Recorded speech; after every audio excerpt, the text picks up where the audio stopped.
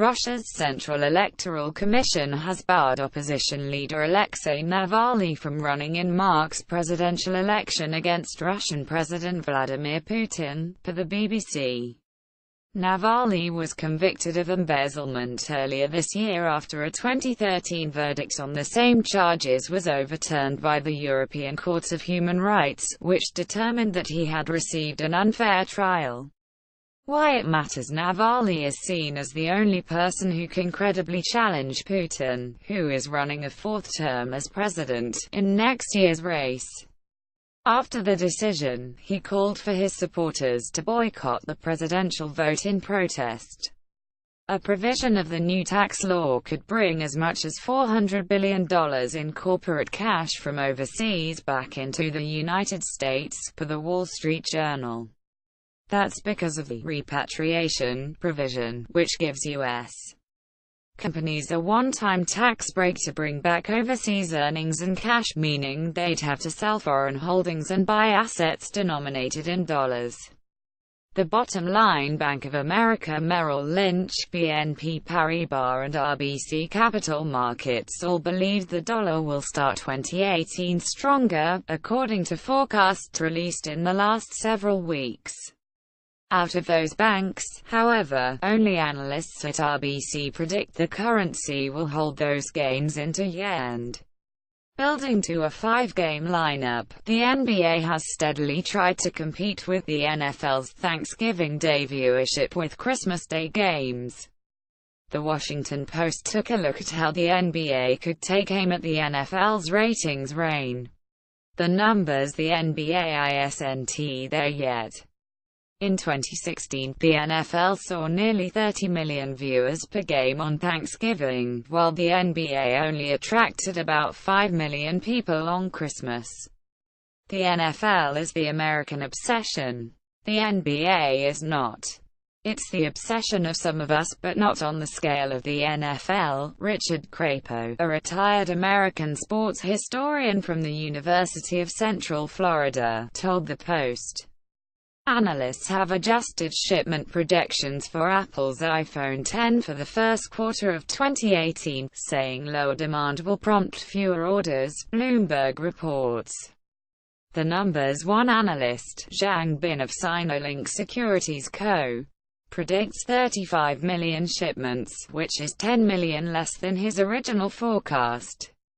After the first wave of demand has been fulfilled, the market now worries that the high price of the iPhone X may weaken demand in the first quarter, per Zhang.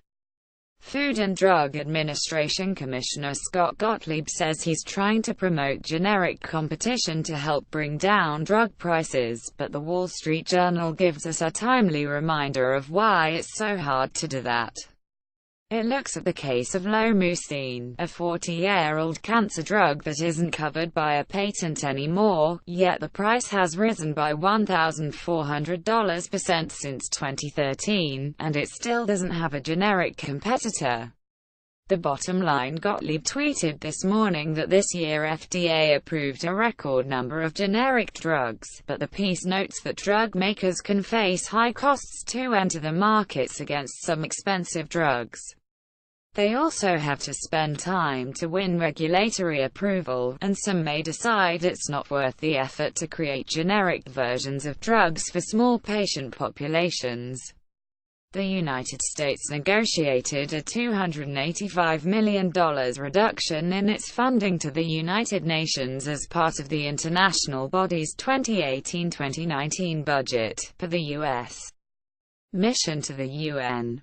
We will no longer let the generosity of the American people be taken advantage of or remain unchecked, U.S. Ambassador to the UN Nikki Haley said. Worth noting, Haley threatened to pull U.S.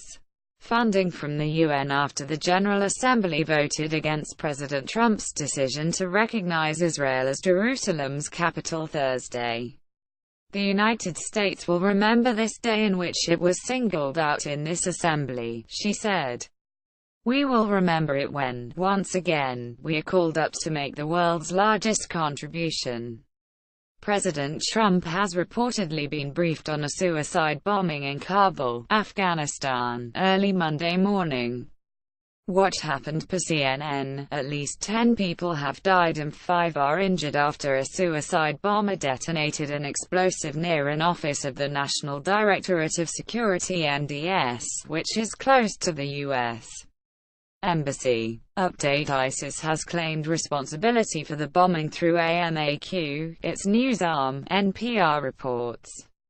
The proposed changes, per the Journal, get rid of a requirement that third-party inspectors of critical equipment must be certified by the Bureau of Safety and Environmental Enforcement (BSEE), striking out the word safe from a provision that controls the pressure drillers have to maintain while drilling a well.